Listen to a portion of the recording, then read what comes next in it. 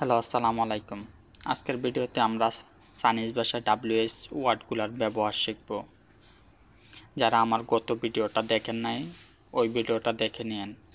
ওই ভিডিওতে আমি কিছু শর্টকাট মেথড বলে দিয়েছি কিভাবে আপনি সহজে মনে রাখবেন এই রুলসগুলা। দেখেন এখানে অনেকগুলো রুলস। শর্টকাট মেথডটা শিখে নিন। সো আজকের ভিডিও শুরু করি। প্রথমে কি দেওয়া আছে?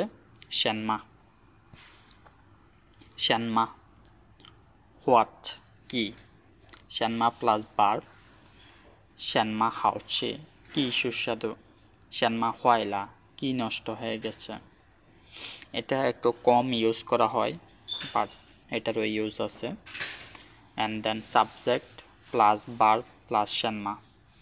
ফর এক্সাম্পল আমরা বলতে পারি নি যাই খান শ্যানমা, আপনি কি দেখতেছেন, অথবা তুমি কি দেখছো।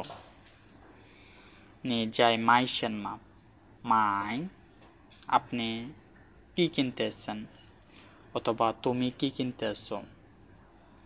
সেই সেই হু কে, সেই শব্দটা আমরা সব জায়গায় ব্যবহার করতে পারি, সাবজেক্ট হিসাবে, অবজেক্ট হিসাবে, দেন সাবজেক্ট বারবার মাঝখানেও ব্যবহার করতে পারি। ফর এক্সাম্পল আমরা অবজেক্ট বলতে আমরা কি বুঝি, সাবজেক্টের বারবার পরে পজিশনটাই আমরা অবজেক্ট হিসাবে বলি সবসময়। চলুন কিছু এক্সাম্পল দেখি। সেই লাইলা কে এসেছে, সে তাতিয়ান হওয়ালা কে ফোন করেছে। এটা দেখেন সাবজেক্ট প্লাস বার প্লাস সেই। ফর এক্সাম্পল আমরা বলতে পারি নিজাই তাং সেই, আপনি কার জন্য অপেক্ষা করতেছেন। লাউসি পিপিংলা সেই, শিক্ষক কাকে বকা দিয়েছেন।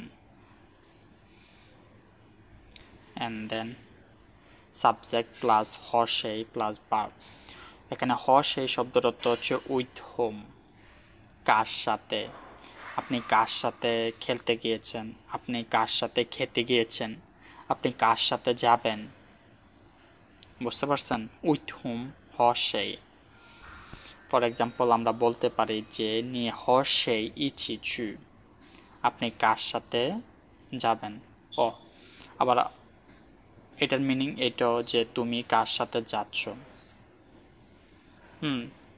বাংলা ভাষায় আপনার জন্য একটা ওয়ার্ড, আপনি হচ্ছে সম্মানিত মানুষের জন্য ব্যবহার করি, তুমি হচ্ছে আমাদের বন্ধু ক্লোজ পার্সনগুলোর জন্য ব্যবহার করি। চাইনিজে নি দ্বারা হচ্ছে দুইটাই বোঝায়। সো নি যাই নি হ সেই ইচি চু, তুমি কার সাথে যাবে, তুমি কার সাথে যাচ্ছ। এটার মিনিং আবার হতে পারে আপনি কার সাথে যাচ্ছেন। দেন শ্যানমা শিহ, দেখেন এটা আমি সহজে কীভাবে মনে রাখি। দেখেন শ্যানমা মানে কি পড়ছি, কি, শিহ মানে হচ্ছে সময়, কি সময়, কোন সময়, কখন। আশা করি আপনারা বুঝতে পারছেন। শ্যানমা মানে কি, সিজিয়ান মানে সময়। তো দুইটা মিলে কি দাঁড়াচ্ছে, কি সময়। কি সময় তো আমরা নর্মালি বলি না, কোন সময় আমরা বলি, তাই না? কোন সময়, দেন হয়। সো একটা এক্সাম্পল দিলে আর একটু ক্লিয়ার হয়ে যাব যে নি শ্যানমা শিহ হইজিয়া, তুমি কখন বাড়িতে যাবে। থা শ্যানমা শিহ তাও, সে কখন আসবে। আবার আমরা যদি অনেক ক্লোজ রিলেশন, ফর এক্সাম্পল আমি আর আপনি এখন সামনাসামনি কথা বলতেছি, তখন আমরা সাবজেক্টটা ইউজ না করলে হবো। তখন আমি আপনারা বলতে পারি যে নি শ্যানমাসিও হইছিয়া।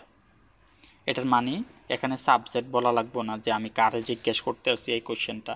শ্যানমাসিও হইছিয়া, শ্যানমাসিও শিয়ে জয়ে, কখন হোমওয়ার্ক লিখবেন। তো আশা করি বুঝতে পারছেন। হ্যাঁ,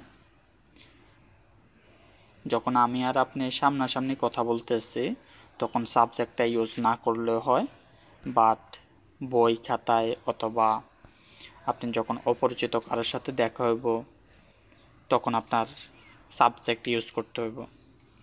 ওই সেনমা, ওই মানে হচ্ছে জন্য, সেনমা মানে হচ্ছে কি পড়ছি, কি। তো কি জন্য, এটার মানে হচ্ছে হোয়াই। কি জন্য মানে কি, হোয়াই। সো আপনি একটা শব্দ শিখে 3টে শব্দ পড়ে গেছেন। সো এখানেও একটা এক্সাম্পল আছে, না নট এক্সাম্পল, সেন্টেন্স স্ট্রাকচার। আমরা এখন একটা এক্সাম্পল দেখব। ফর এক্সাম্পল, নি ওই সেনমা খোলা, আপনি কেন কান্না করছেন, অথবা হচ্ছে তুমি কেন কান্না করছো। থা ওই সেনমা চেতাও, সে কেন দেরি করেছে। জানমা, জানমা শব্দের অর্থ কি, হাও। জানমার পরে হচ্ছে বার, এটা হচ্ছে সেন্টেন্স স্ট্রাকচার। ফর এক্সাম্পল আমরা বলতে পারি যে ওয়ামেন জাম্মা শিয়ে চোগাহানসা, এই ক্যারেক্টারটা কিভাবে লিখতে হয়। জানমা তু, কিভাবে পড়তে হয়। ইয়ে খইশো জানমা সুইশি চংয়েন, কিভাবে চাইনিজ ভাষায় শিখতে হয়। আমার ভিডিও দেখে শিখবেন। তো আছাং সিজেন, সিজেন আমরা একটু আগে পড়ছি তাই না। সিজেন মানে হচ্ছে সময়, তো আছাং মানে হচ্ছে কত লম্বা, কত লম্বা সময়। ফর এক্সাম্পল আমরা বলতে পারি যে নি মেইথিয়েন সুইশি তো আসাং সিজেন, আপনি প্রতিদিন কত ঘন্টা পড়ালেখা করেন। থা শুইলা তো আছাং সিজেন, সে কতক্ষণ সময় ঘুমিয়েছে। তো আছে ইচ্ছা হাউ অফটেন, যে এটার মানে হচ্ছে কতদিনে একবার, কতদিনে একবার হচ্ছে আপনি জিমে যান, কত, হাউ অফটেন, এটার ইংলিশ হচ্ছে হাউ অফটেন। কয়েকটা এক্সাম্পল দিলে আরও ক্লিয়ার হয়ে যাব। ফর এক্সাম্পল, থা নি তোয়াজিও ইস চুজিয়ান শ্যানপান, তুমি কতদিনে একবার জিমে যাও। দেন আপনি বলবেন যে আমি 1 সপ্তাহে একবার, 1 সপ্তাহে 2বার।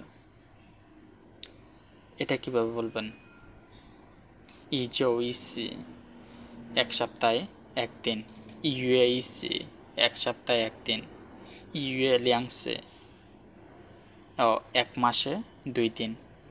প্রথমে হচ্ছে আপনি সপ্তাহ বা উইকগুলো বলবেন, দেন হচ্ছে ইসি লিয়াংসে সানসে সি সি সি সি বললে এটার উত্তর হয়ে যাব how often. And then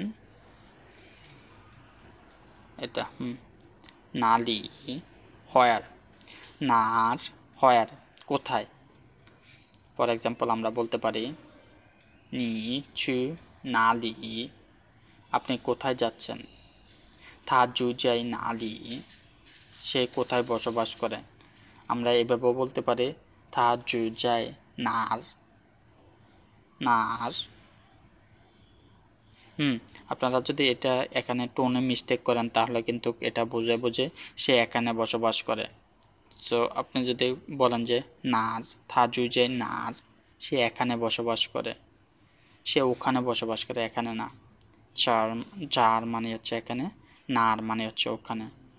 so আপনাকে বলতে হবো থা জুজাই নার, নার, নার। তো যাদের টোনে প্রবলেম তারা হচ্ছে আমার টোনের ভিডিওগুলো দেখে নিন, ওইখানে আমি সবগুলো টোন অনেক ভালোভাবে এক্সপ্লেন করছি। পরের এক্সাম্পলটা হচ্ছে না, না which, which one. For example আমরা বলতে পারি নিশি হুয়ান না পেনসু, আপনি কোন বইটা পছন্দ করেন। থা মাইলা না জিয়ান ইফু, না জিয়ান ইফু, সে কোন কাপড়টা কিনেছে।